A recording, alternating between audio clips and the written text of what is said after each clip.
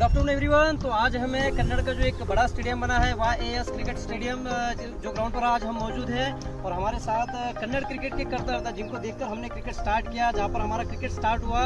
और Kannada cricket association के सचिव Yogesh Patil sir good afternoon. Good afternoon sir, आपसे सबसे पहले मैं आपको मुबारकबाद देना चाहूँगा। इतना बेहतरीन, इतना खूबसूरत ग्राउंड कन्नड़ जैसे एक रूरल एरिया ग्राउंड पर बनना है यहाँ पर, ये सच में अपने आप में बहुत बड़ी बात है।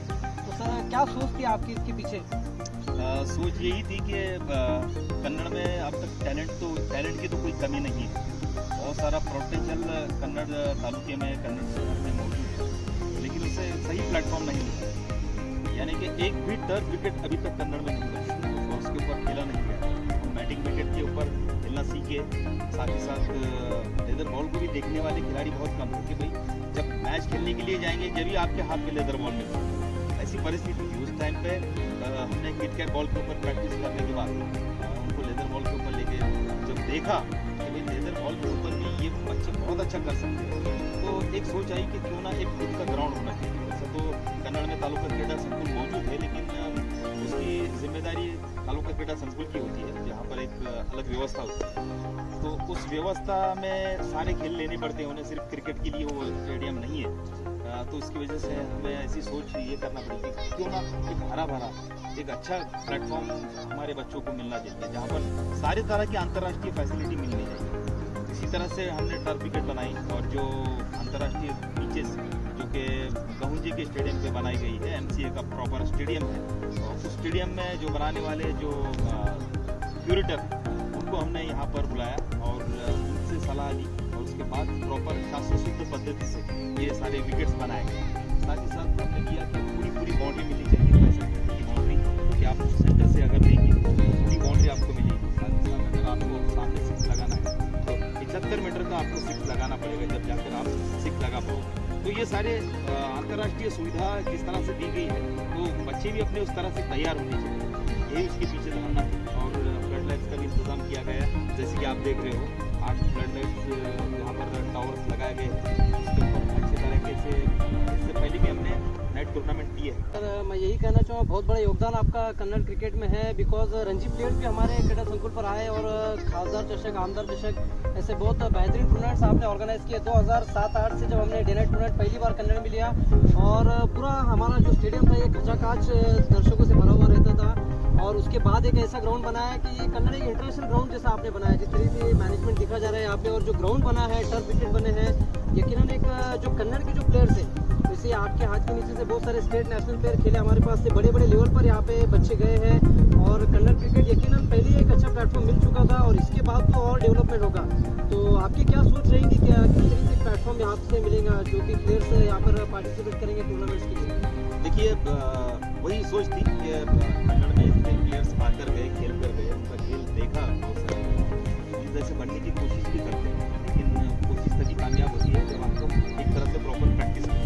इसीलिए हमने प्रैक्टिस के विकेट्स भी बनाए, 6 टर्फ विकेट वहाँ पर भी बनाए हैं, 4 टर्फ और विकेट, तो उसके ऊपर भी आप प्रैक्टिस कर सकते हैं। और प्रैक्टिस का प्लेटफॉर्म पूरा अलग रखा है, तो प्रैक्टिस करने वाले बच्चे और अंदर मैच खेलने वाले बच्चे, उनका कोई मतलब उतना डिस्टर्बेंस कोई नहीं आए। तो ये सबसे पहले सोच मेरी ये थी। उसके बाद में रहने के लिए अच्छा इंतज़ाम, और इस आपके ग्रुप के माध्यम से, आपके इस सोशल मीडिया के माध्यम से मैं कहना चाहूँगा कि किसी भी खिलाड़ी के सर के ऊपर से अगर मास्क लगा हो, इन दोनों का किसी का भी साया अगर चले गया हो और वो क्रिकेट में इंटरेस्टेड हो और यही कहीं नज़दीक पास पढ़ाई कर रहा हो, तो उसका रहने का, खाने का और खेलने का इंतज़ाम हम एस क्लब फ्री में कराएंगे। और वो अगर उसमें अगर सही अच्छा टैलेंट है तो बहुत सारे यहाँ पर अभी जैसे कि समीर सर आ रहे हैं, जो चर्चगेट में CPL का ग्रुप है और उसके माध्यम से वो क्रिकेट को बहुत बढ़ावा देते हैं। 7-8 खिलाड़ी उनके हाथ के नीचे से निकल चुके हैं, जैसे यशस्वी जायसवाल, जैसे कि सरफराज, ऐसे बड़े बड़े खिलाड़ी। तो हमारे खिलाड़ी जब उनकी नज़र में आएंगे तो शायद ऐसा हो सकता है कि किसी खिलाड़ी के ऊपर उनकी नज़र गिरे और वो चाहे कि इसमें बहुत सारा टैलेंट है, उसे साथ में लेकर जाए और बड़ा प्लेटफॉर्म उसे मिल सकता है। बस यही सोच है। एक आखिरी सवाल सर, जैसे कि आपने अपकमिंग जो शेड्यूल डाला है हमें, उसमें है कि एशिया कप आप ले रहे हो हैंडीकैप का, जिसमें बांग्लादेश और आपका चल रहा है कि पाकिस्तान इंडिया, ऐसे कुछ बायलैटरल आप सीरीज कराना चाहते हो, एक वर्ल्ड कप जैसा आपको कराना है। और ये यकीनन हमारे कन्नड़ क्रिकेट एसोसिएशन के लिए और कन्नड़ के लिए सबसे बड़ी कि ग्रामीण प्लेस में इतना बड़ा टूर्नामेंट होगा। और आपका ये भी है, मैंने सुना कि अपडेट में नाइट के टूर्नामेंट्स लेना है, जैसे कि यहाँ पे फ्लड लाइट्स हमारे लग चुके हैं, तो बहुत सारा प्लान है। तो उसके लिए क्या आपकी प्लानिंग है, और ये टूर्नामेंट्स के लिए आप क्या कहना चाहेंगे जो हैंडीकैप का फिजिकल चैलेंज क्रिकेटर? और ये बहुत बड़ी बात होगी कि फिजिकल चैलेंज क्रिकेटर इतने क्रिकेटर्स कन्नड़ में आके खेलेंगे। और जैसे कि मुझे अभी अपडेट मिले है कि यहाँ पर स्टे का भी उनका अरेंजमेंट हो चुका है, और उन्हें सब खाना पीना सब स्टे अरेंजमेंट सब यहाँ पर किया जाएगा। ग्राउंड से लेकर वो सीधा स्टे सब नज़दीकी रखा गया है। तो काफ़ी अच्छा है, खूबसूरत अरेंजमेंट सर आपने किया है, और सच में बेहतरीन अरेंजमेंट है। जिस तरीके ग्राउंड है, जैसे कि हम देख रहे हैं सब कुछ यहाँ पे, और बारिश कितनी भी गिरती है, जैसे कि अभी बारिश का सीजन चल रहा है, बारिश गिरने के बाद भी यहाँ पर मैचेस हो सकते हैं। तो ये सच में काफ़ी अच्छी सोच सर, उसके बारे में क्या कहना चाहिए जो अपकमिंग आपका शेड्यूल है? सबसे पहले तो आपका पहला जो क्वेश्चन है इसका जवाब देना चाहूँगा, और वो था एशिया कप के बारे में। एशिया कप जो हैंडीकैप हमारे कन्नड़ के हमारे खिलाड़ी शेख मोसी के दिव्यांग भारतीय संघ से खेल चुके हैं और 2 बार विदेश दौरा भी कर चुके हैं। तो उनके माध्यम से मेरी उनके जो ऑफिशियल्स अधिकारी हैं उनसे बात की हुई। तो प्रयास यही है कि नेपाल, बांग्लादेश, साथ ही साथ श्रीलंका, पाकिस्तान, अफगानिस्तान ऐसे टीमों को पहले तो इन्फॉर्म किया जाए कि ऐसा एक फॉर्मेट हम करना चाहेंगे कि यहाँ पर एशिया कप हो, क्योंकि 5-6 टीम रह सकती है, ऐसा इंतज़ाम यहाँ पर किया गया है। जब इतने बड़े खिलाड़ी आएंगे, चाहे वो दिव्यांग क्यों ना हो, खिलाड़ी होता है जो अपने देश का प्रतिनिधित्व करता है, तो उनके रहने का इंतज़ाम बहुत अच्छे तरीके से हमने किया है, खाने का भी इंतज़ाम बहुत अच्छे तरीके से होगा। और साथ ही साथ ग्राउंड तो आप देख रहे हो, ग्राउंड में किसी भी तरह की कमी नहीं। सबसे पहले हमने ग्राउंड के ऊपर ध्यान दिया कि हर एक बॉल जब इस टर्फ विकेट के ऊपर गिरता है, तभी आप इसको कह पाएंगे कि अंतर्राष्ट्रीय दर्जे का आपने विकेट बनाया है। क्योंकि इवन राइज होना चाहिए, अच्छा बाउंस होना चाहिए, विकेट से मदद होनी चाहिए गेंदबाजों को, बॉलर्स को, चाहे स्पिनर गेंदबाज हो। और जो बल्लेबाज टीम कर थोड़ा सा जिसने अच्छा वक्त बिता लिया इस विकेट के ऊपर, तो फिर वो अच्छे रन भी बना सकता है। जैसे कि यहाँ पर एक सराव सामना किया था, जिसके अंदर हमारे कन्नड़ के बच्चे भी खेले, उन्होंने अच्छा परफॉर्मेंस किया। साथ ही साथ शुरुआती गेंदबाजों ने अच्छा स्विंग गेंदबाजी का भी नमूना पेश किया। दिन भी थोड़े से ऊपर उसी तरह से वातावरण भी वैसा था, तो उस हिसाब से मैं ऐसा समझता हूँ ये परिपूर्ण विकेट देने की हमने कोशिश की है, जिसमें हमें बहुत अच्छी कामयाबी मिली। तो जब अंतर्राष्ट्रीय फैसिलिटी पर हम जाने की कोशिश करते हैं, तो उस तरह के पहले अपना विकेट, अपना ग्राउंड, फिर रहने की फैसिलिटी, खाने की फैसिलिटी, वो सब ठीक हो तो फिर हम उन्हें इन्फॉर्म कर सकते हैं। तो कोशिश चल रही है 5 से 6 टीमों से बात करने की। तो सबसे पहले हम हमारे भारत की टीम से ही बात करेंगे कि भाई आप उसका शेड्यूल तैयार कीजिए, हम ऑर्गेनाइज करने के लिए इस तरह की बातचीत हो रही है। बिल्कुल सही है।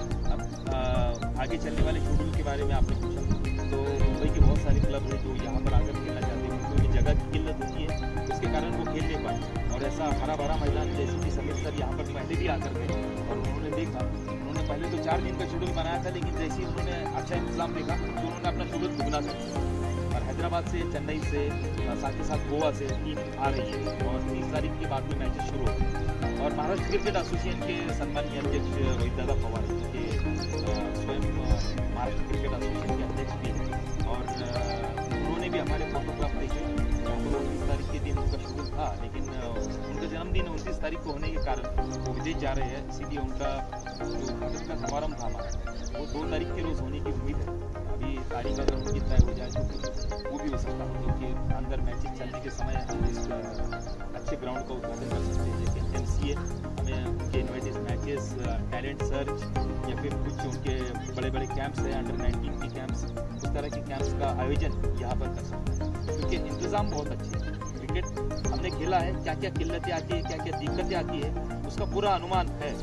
तो इसी के कारण साइड में विकेट्स बनाई गई है, नेट्स बनाए गए हैं, साइड में फील्डिंग प्रैक्टिस के लिए अलग से जगह बनाई गई है।